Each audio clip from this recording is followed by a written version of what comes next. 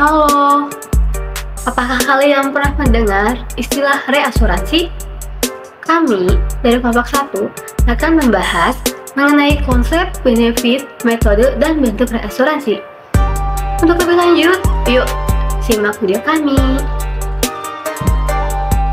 Reasuransi adalah persetujuan antara perusahaan asuransi sebagai pihak penanggung dengan reasuradur, yaitu perusahaan mitra asuransi atau perusahaan reasuransi profesional, yang mana penanggung menyetujui untuk menyerahkan seluruh atau sebagian risiko atas suatu pertanggungan kepada reasuradur.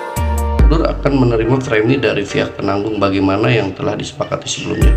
Reasuradur menyetujui untuk membayar ganti rugi kepada penanggung atas kerugian yang terjadi sesuai dengan pertanggungan yang ditutupinya tersebut, berdasarkan syarat-syarat yang sudah ditetapkan dalam perjanjian.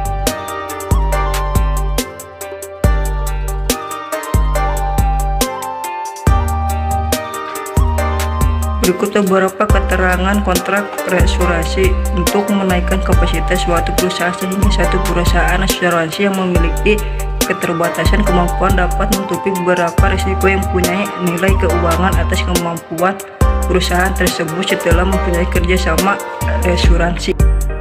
Yang kedua, untuk menunjang stabilitas keuangan suatu perusahaan reasuransi, sehingga jika terjadi kerugian-kerugian yang besar atau akumulasi dari kerugian-kerugian kecil yang dapat menggoyahkan serta menyebabkan masalah keuangan perusahaan asuransi tersebut dapat transaksi karena adanya bantuan secara finansial dari perusahaan lain.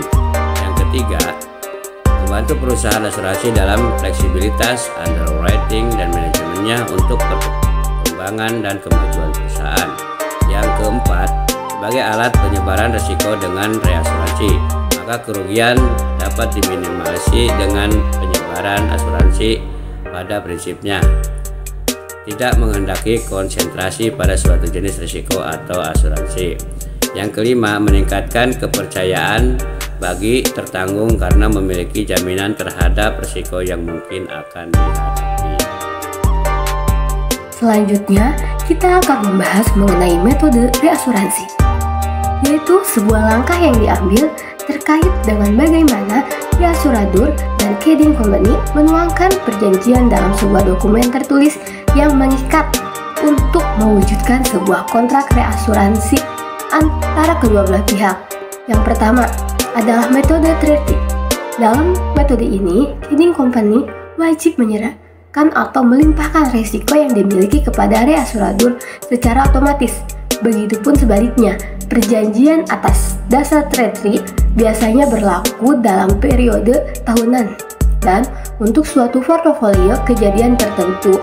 Misalnya, semua kerugian atas kebakaran akan dilimpahkan oleh ceding company kepada reasuradur dalam periode tersebut.